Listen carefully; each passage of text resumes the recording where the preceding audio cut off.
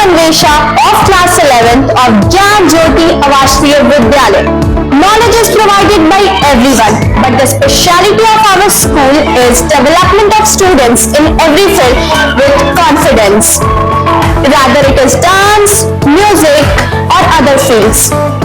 We have dance class, music class, robotics lab, computer lab, laboratories in our school. Our school always tries to provide best facilities to us and make us proud in saying that GJAvians are the first to introduce 3D printing in our school.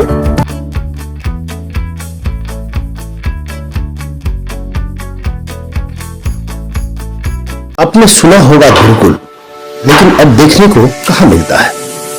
परंतु आज भी कहीं कहीं ऐसा विद्यालय है जहां पर गुरुकुल की परंपरा देखने को मिलती है, जहां पर संस्कार और अनुशासन कुट-कुट कर भरे हुए हैं। आरा में मझुआ स्थित संभावना आवासीय उच्च विद्यालय इसका जीता जागता उदाहरण है, जहां पर शिक्षा के साथ साथ संस्कार और अनुशासन बच्चों के अंदर कुट-कुट कर भरे जाते हैं, जहां पर बच्चों के अंदर आत्मनिर्भरता और सादगी के गुण पिरोए जाते हैं।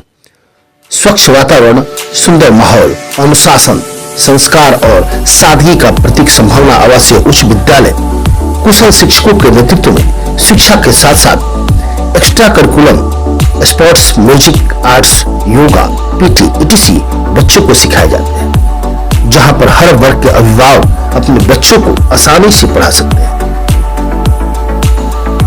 संभावना आवासीय उच्च विद्यालय मझौआ आरा।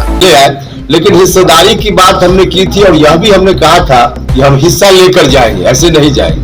आप ठीक बोल रहे हैं, लेकिन जब हम बात कर रहे थे कि हिस्सा लेकर जाएंगे, उस समय हमको लग रहा था कि कुछ नीतीश जी के हाथ में बचा है, लेकिन बाद में चलकर हमको लगा कि अब तो नीतीश जी वहां पहुंच गए हैं जहां नीतीश जी के हाथ में कुछ बचा ही नहीं। जो भी उनकी राजनीतिक कमाई थी, पूरी राजनीतिक जायदाद को उन्होंने आरजेडी के हाथों बंधक रख दिया। अब घर का मालिक बंधक रख दे पूरी संपत्ति, अब उससे क्या मांगिएगा? उनके पास कुछ है ही नहीं। अब बंधक रख दिया उन्होंने। हम तो निकले हैं लोगों के बीच इस बात को लेकर के कि बंधक उन्होंने कागज में जरूर बना दिया है, उस बंधक को बिहार की जनता खारिज करे। अब हमको हिस्सा नहीं चाहिए, मुकम्मल चाहिए, पूरा चाहिए। हम इसलिए निकले हैं। ऐसा भी कयास लगाया जा रहा है कि मुख्यमंत्री एक बार फिर से पलटी मारेंगे, तो इस स्थिति में क्या फिर साथ में आएंगे? देखिए, हम राजनीतिक रूप से हमने कई बार इस सवाल का जवाब इस यात्रा के दौरान भी दिया है। राजनीतिक रूप से कोई संबंध नीतीश जी से भविष्य में अब हो ही नहीं सकता है। हाँ, व्यक्तिगत रूप से हमने कहा है कि भगवान न करे वो बीमार पड़े, कभी आयु उनकी लंबी हो, लेकिन कभी उनको खून की जरूरत हो तो उपेंद्र कुशवाहा सबसे पहले जाकर उनके लिए खून देगा, लेकिन राजनीतिक रूप से कोई संबंध नहीं। कोई पार्टी गठबंधन के लिए आपको बुला रही है? अभी किसी की पार्टी का ऑफर आया, बड़े नेता का ऑफर आया हो आपके पास? अब अंदर की बात आपको क्यों बता दें हम?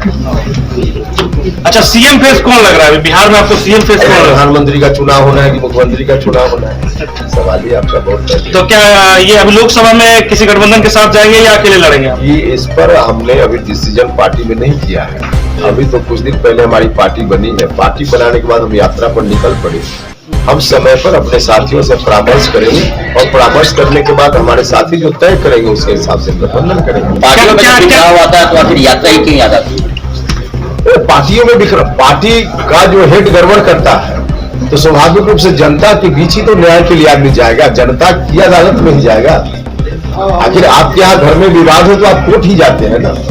तो यहाँ सुप्रीम कोर्ट तो जनता है, तो जनता के बीच बिहार की राजनीति में 2024 और 2025 की नवीनीकरण चल रहा है, उसमें उपेंद्र कुशवाहा किसी ने कहा था तो उपेंद्र कुशवाहा ने कहा, याद होगा लोग। बिल्कुल। तब हमको लगता था कि हम पार्टी को मजबूत करेंगे, हमारा खुद का आधार मजबूत होगा, हमारे घर में कुछ संपन्नता होगी तो हम पड़ोसी से कुछ मांगेंगे भी। लेकिन घर को ही नीतीश जी ने खाली कर दिया, अब आधार ही हमारा ध्वस्त हो गया, तो अब हमारे घर का खजाना खाली पड़ोसी हमको कहां देने वाला है? तो तब हमको उम्मीद थी, नीतीश जी ने खुद ही उस अवसर को अपने हाथ से खो दिया। अब आज की तारीख में बर्बाद जनता दल यूनाइटेड अस्त्र नहीं बन सकता है नीतीश जी को प्राइम मिनिस्टर बनाने के। और बाकी जो उनके साथ वाले गठबंधन के लोग हैं, अब उनकी भी स्थिति देखिए। उसमें से कोई कोई व्यक्ति रणनीति के तहत कहता है कि प्रधानमंत्री बनाएंगे, लेकिन उसी पार्टी के लोग कहते हैं कि नीतीश कुमार जी शिखंडी है, नीतीश कुमार जी बेशर्मी है, भिखारी है। तो क्या राष्ट्रीय जनता दल के लोग जाएंगे उत्तर प्रदेश, मध्य प्रदेश में प्रधानमंत्री पद का चेहरा लेकर कि नीतीश जी को प्रधानमंत्री बनाइए, वोट दीजिए, उसी नीतीश कुमार जी के लिए कि शिखंडी नीतीश कुमार जी को वोट दीजिए, भिखमंगा नीतीश कुमार जी को वोट दीजिए, यही कहने जाएंगे आरजेडी के लोग। हमने कभी ऐसे शब्दों का इस्तेमाल नीतीश जी के लिए नहीं किया, आरजेडी के लोगों ने किया है। तो वो प्रधानमंत्री बनाएंगे कि क्या करेंगे, आप लोग समझ सकते हैं।